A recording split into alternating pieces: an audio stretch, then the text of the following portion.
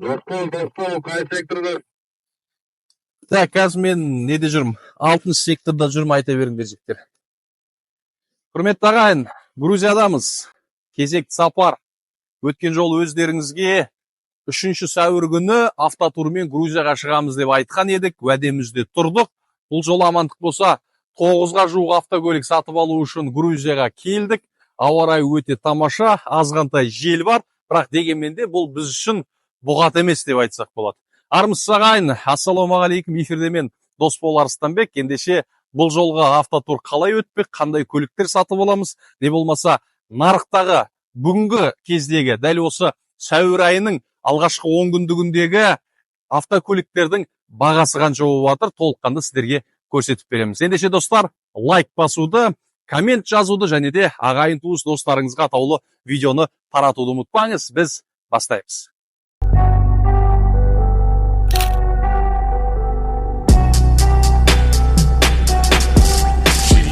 Достар, енді дәл осы Santa Fe автокөлігімен видеомызды бастаған екенбіз. Өткен жолы Инстаграмға да жазған сәтте Santa Fe туралы көптеген оқырмандардың, көрермендердің тарапынан Santa Fe'ні түсірші, бағасын білші, олардың сипаттамасы қандай деген сияқты сұрақтар жиі қойылып, сол себепті атаулы 2020 жылғы Santa Fe туралы қысқаша көрсетіп өтейік. Достар, сонымен дәл қазір 2020 жылғы Hyundai Santa Fe автокөлігінің ішінде отырмыз. Бұл максималды комплектацияның қатарына кіреді. Максималды комплектация дегеніміз не? Осыған бір назар аударып өтейік. Бұл жерде бізде панель, яғни ішкі біздің приборымыз толықты электронды жүйеде көрсетілген. Бұл жерде бізде проекция бар. Бұл жерде бізде үлкен экранымыз бар. Бұл жақта климат контроль бар. Алдыңғы жалпы орындықтарыңыз, артқы орындықтарыңыз толықтай көтені жылайтын болады. Және де қосымша мына сіздің руль толықтай қыстың күні қолыңыз жаурамайтын жылу жүйесі қарастырылған. Бұл жерде электронды ручник деп айтсақ болады, электронды жалпы бұғаттау жүйесі бар, бұл жерде парктрониктары бар, бұл жерде 360 камерасы бар, бұл жерде қораптың өзі 3 режимде жұмыс істейтін болады, және де бұл жерде автостартер бар. Қосымша міндетті түрде плавающий, яғни өзі қалыпты режимға келетін плавающий сиденье деп айтсақ болады, және де төбесі өздеріңіз көріп отқандай панорамалы шатыр деп айтсақ. Яғни бұл максималды комплектация. Енді бұның қозғалтқышына бір тоқтап өтейік. Сонымен бұл жерде қозғалтқыш, өздеріңіз білесіздер, GDI мотор тұр бұл жерде. Дәл осы Santa Fe'лердің өзі де бөлінеді. Дәл осы кузовтар 2 турбо жүреді, және де жай ғана қарапайым 2-4 қозғалтқыш деп айтсақ болады. Және де қосымша ең соңғы кузов, яғни соңғы шанақ 2000 қателеспесем 21-ден кейін бұлардың іші де және де сыртқы келбеті де өзгерді, және де олардың қозғалтқыштары 2-5 турбоға айнала бастады. Бұлардың қысқасын айтқан кезде 2 турбо бар, 2-4 бар, 2-5 бар, және де 2-5 турбо бар. Менің нақты кеңес беретін 2-5 турбо таптырмайтын Santa Fe үшін керемет қозғалтқыштардың бірі деп айтар едім. Достар, енді 2020 жылғы бұл автокөліктердің бағасы қанша? Бұл максималды комплектация, бағаны тағы бір қайталап өтем, достар. Бұл жерде кілтсіз кіру мүмкіндігі бар. Бұл жақта push start бар. Бұл жақ максималды толықтай әдемі кожамен қапталған. Бұл жерде климаты бар, бұл жерде круизі бар. Бұл жерде жылытатын қандай жүйе бар, соның барлығы жылайтын болады. Төбеде панорамалы крыша дедім. Артқы мысалға сіздің багажыңыздың өзде электронды жүйе, яғни сізге артық қимылсыз, сізге қиындық келтірметіндей жағдай жасап қойған десек болады.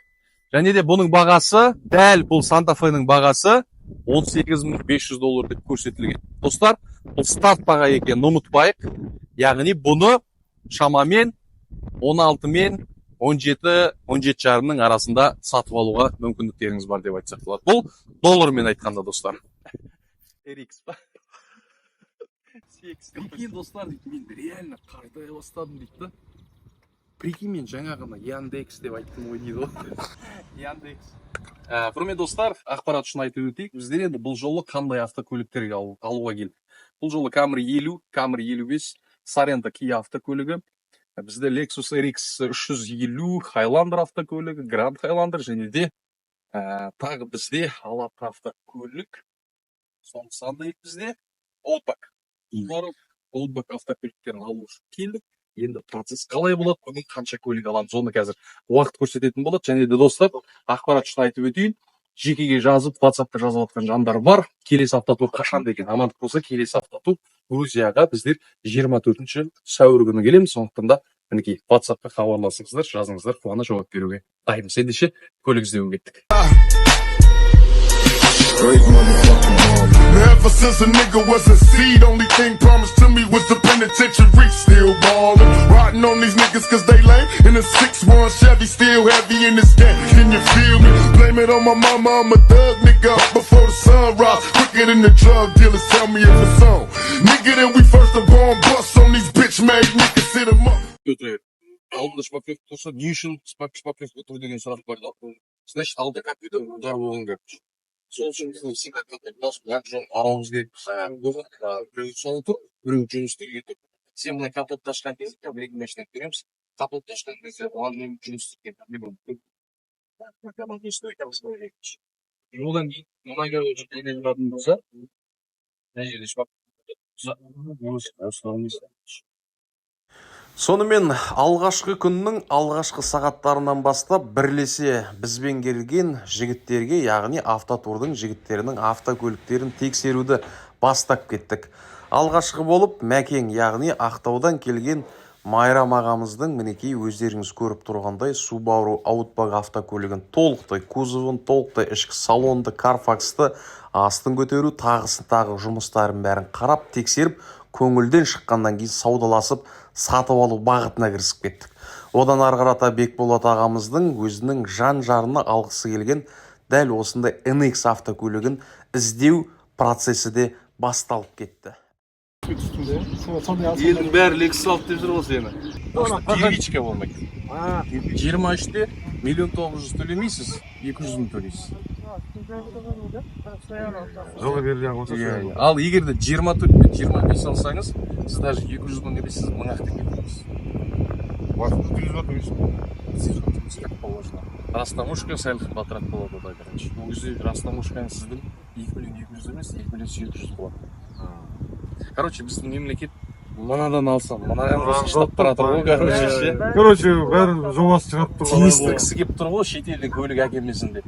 Негізі бізден де көлік алуға болады, бірақ қандай моменттер бар. Даже біздің Грузиямен, біздің Қазақстан теңессе де, бірақ көліктеріне You can't put your trust in no man, no man, no man, no man. I pull up just to see what's up. Whip came without the guts. Texas in my triple cup. I'm tripping on a trip with her. See me how I live it up. I'm tangled up in diamond cuts. You see they little bubble butts jiggle when they walk with us. If this nigga stepping, bitch, you never catch him punking us. Сонымен достар, бүгін енді күннің аяғын тәмамдап қалдық. Біздер 9 автокөлік аламыз деп келгенбіз. Алла қаласа енді біздер 2 көлік сатып алдық. $8,900 2016 жылғы полный комплектация Subaru Outback автокөлігін сатып алдық $8,900-ға, және де Grand Highlander 2024 жылғы 2.4 объеммен $54,000-ға сатып алынды. Яғни жаңа Grand Highlander. Осы жерде айтып өтейік, біздің тарихымызда, яғни осы Грузия бойы 3 жыл Грузияда жүрген болсақ, біздің тарихымыздағы алғашқы рет Grand Highlander автокөлігі сатып алынды деп айтсақ болады. Ендеше достар, енді көбіңіз үшін бүгінгі таңдағы, яғни сәуір айының басында Грузиядағы автокөліктердің бағасы қанша болып отыр, сіздерге қызығы осы. Ендеше жалпы автопапаның гостиницадан шыққан кезде оң қапталдағы 1-ші, 2-ші, 3-ші сектордағы көліктердің бағасы қанша қарап шығайық, кеттік. Сонымен, мына жақтан бастайық. Сізде Highlander автокөлігі 71.000 мильмен 37.500 деп тұр. Бұл платинум, яғни максималды комплектация 37.500 деп тұр. Бұл енді өзіне көп алып тұр. Бұны жақсылап қарау керек, жақсылап саудаласу керек. Арғарата автор гибрид 2018 жылғы 15.900 деп көрсетіліп тұр. Арғарата бізде Мерс 2015 жылғы $14,000 деп тұр достар. Аскент бізде Subaru 7 орындық іздеген адамдар үшін 18.500 2022 жылғы. Әдемеміз бе? 18.500 2022. Яғни ол тағы да старт баға екенін естеріңізге саламыз. Бұл қосымша тағы да түсу әбден мүмкін. Одан ары қарата кетіп, бізде Camry 70 автокөлігі 2019 жылы $15,000 яғни $15.000 бұл старт баға достар, SE комплектацияда. Билан 2020 жылы 11 тұр, 2 объемда. Ары қарата келген мына 50-те бір тексеріп шықтық. 2014 жылғы вертолет дисктармен, яғни түр әлпетпен өте тамаша, түр әлпетпен өте күшті деп айтсақ болады. $10.000 деп өзіне көп алып тұр. Жаңа ғана қоңырау шалып бағасын білгім келді, сөйтсем $9.5 беремін дейді. Иә, бұл 50 үшін жоғарғы қымбат баға. Мен бұл үшін айтар едім. Бұлға өзінің осы Carfax'ына, оның кузовы бойынша және де пробег 96 деп көрсетілген. Сондықтан да мен бұған өзімнің бағамды 8.5 ең жоғарғы баға деп беретінім. Не себепті? Кузовы жақсы, Carfax'ы жақсы, подушкасы атылмаған және де пробег жүрісі 96. Сол үшін 8.5 берер едім. Одан артық мен бергім келмейді. Бірақ дегенмен де кейбір қазақтар келіп сынып қалатын болса, бәлкім 9.5-ға алып кетуде әбден мүмкін. Оны уақыт көрсін. Енді сервис сұрап жатқандар бар бізде.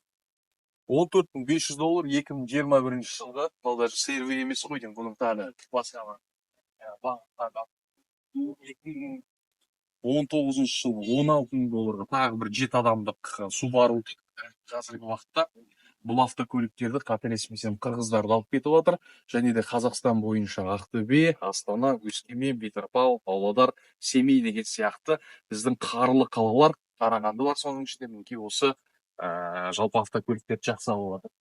Ары қарай кеттік. Goldback бізде 2022 жылғы кузов, комплектациясы ең төменгі емес, одан кейінгі деңгей деп айтайық, $20.000 деп көрсетілген достар. Ары қарата мінекей тағы 7 орындық, өздеріңіз байқасаңыздар, Азкенттер қаптап кеткен қазір. Жаңа бір бағыттың өзінен 3 да 4 көрдік, және де базар бойынша аралап қаралансақ, 2021 жылға 21.500 деп күрт өзгеріп кетті достар, байқадыңыздар ма? Базар дегенің осы, яғни бір жерде 2016 деп тұрып, $16.000 деп тұру мүмкін, бір жерде 17.500 деп тұру мүмкін, ал бір жерде 21.500 деп көрсетілуі мүмкін. Олардың бәрі старт баға. Қай қазақ екен? Бір қара жіберейік. Сонымен 2023 жылғы бізде не қарап атырмын сөзіміз. Ертең сағат 9-да шыққанбыз. Таңда сол тамақ іштік. Түсте тамақ ішіп ұмытып кеткенбіз. Бәріміз жүгіріп жүрміз бұл кәдімгідей. Көлігімізді ақталайық, жанталасып отырмыз. Күнде түнгі сағат 12-де Ақтаудан, түнгі сағат 10-да Алматыдан самолеттер ұшып келіп жатыр да. Қазағы бар, қырғызы бар. Жүгіріп жүр, үлгеріп қалу керек. Рафтор 2023 жылғы $28.000 деп көрсетілген достар. 1900 миль ғана жүргем дейді. Яғни азғантай ғана жүргем, аяғымның ұшымен ғана деп тұрды былайынша айтқанда. Так, одан кейін мына олдбактарды жатыстырайық достар.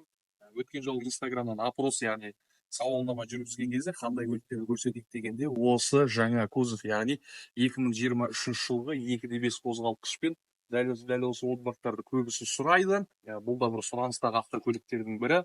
Қырғыздар бұны нан сияқты алады.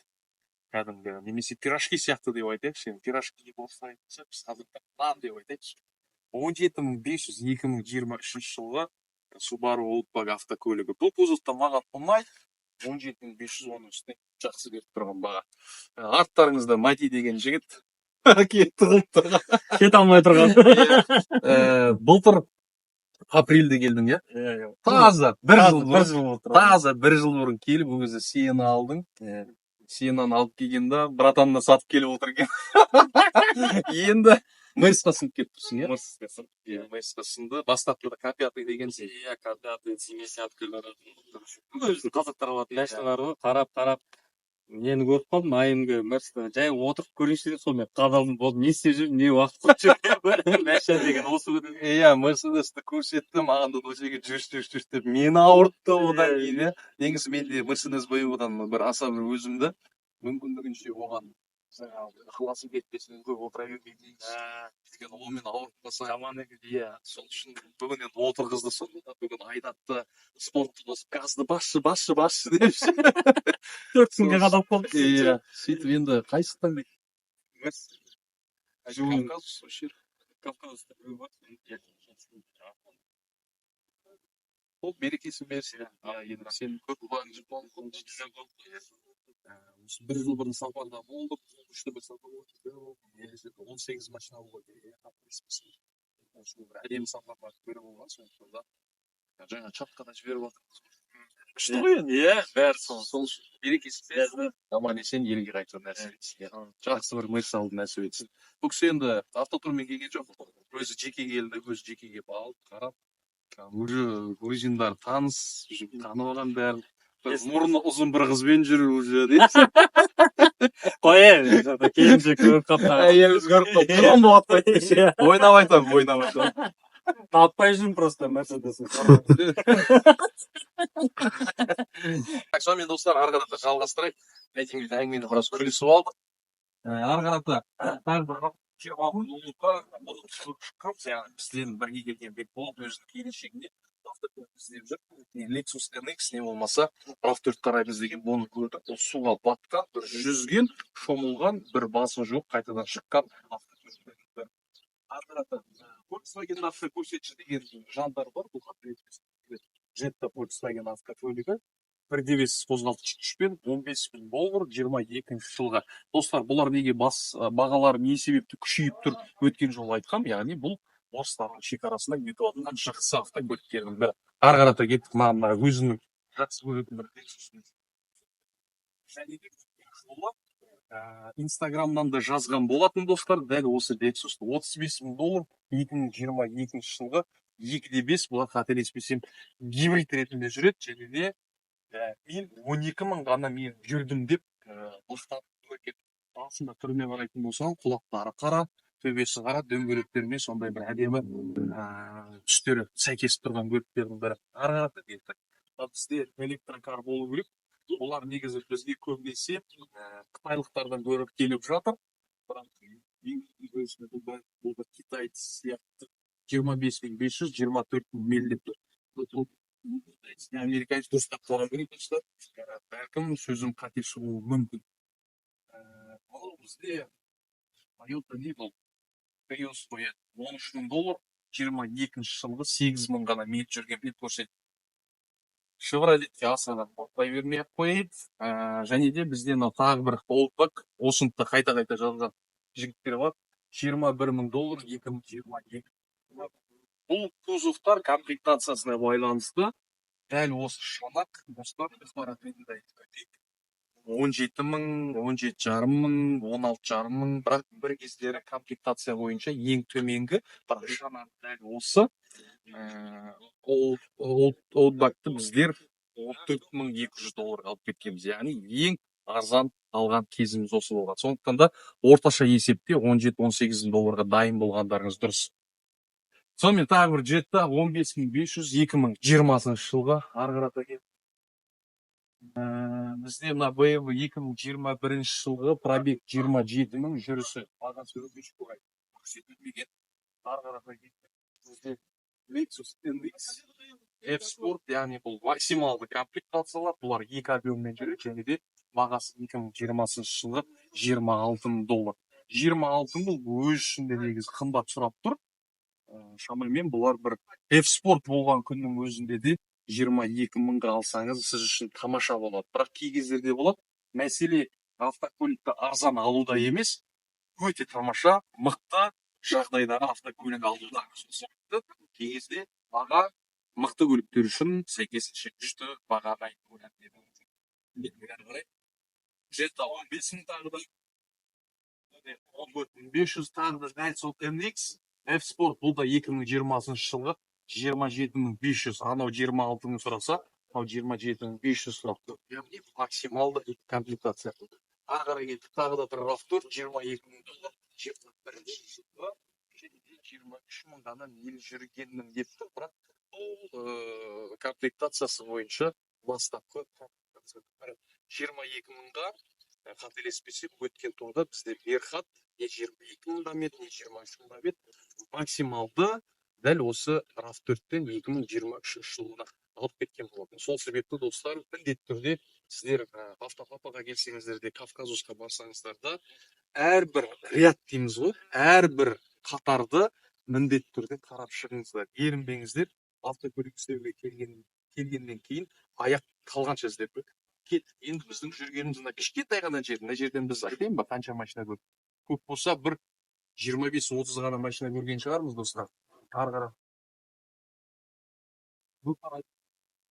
Бізде сервидің жаңа нұсқасы, қателеспесем, 2021 жылғы 21.500 деп тұр. Бұлар негізі 17.000-нан болады, бірақ қосылып сәл өзгерген сияқты. Бұл сәл өзгерген, аса бір өзгеріс көріп тұрған жоқ, бірақ шанақ сәл ұзарған сияқты. Өйткені шығыңқы кетті да енді осы жолы. Ары қарата кеттік. Мына Мазданы сұрап жатқандар бар бізде, достар. Mazda 19.500 2020 жылғы 2.5 қозғалтқыш күшпен 19.500 37.000 миль. Мен достар, мына 75-тің жанынан өтіп кету мүмкін болмады. Өздеріңіз көріп тұрсаңыздар, сондай түсте дисктары 19-лық низкопрофильный жақтары өсіреді. Мына жақта диод фаралармен, яғни комплектациясы XSE комплектацияда. Максималды XSE емес, қара құлақта пленкасы бетінде жабысқан. Төбедегі қара шатырды қараңыздар. Қара тонировка. Бір жақ жері Америка құрама штаттарында тонировкамен, яғни терезені қаралаумен жүруге рұқсат болады.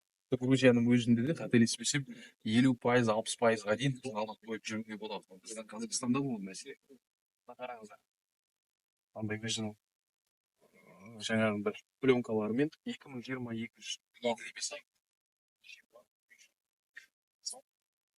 америкалықтардың кейбір нұсқаларында қызыл түсті кожалар жақсы көрді. Біздің қазақтар білмеймін неге екен қызылдан қашады. Қызыл бөлік болса, сырты қызыл болсын, іші қызыл болсын, қызыл нәрсе көрсе болды қашады. Бірақ мына 75-ке қара іші қызылмен сондай бір әдемі комбинация жасаған. Өте бір өзіне жарасып тұр. Бірақ достар Carfax'ты тексеру керек. Бағасы 20.500, бағасы жақсы айтып тұр. Және де пробегі жүрісі 41.000 миль. Яғни жүрісі 3.5 қозғалтқыш күшпен өкіш бағасы көрсетілген екен.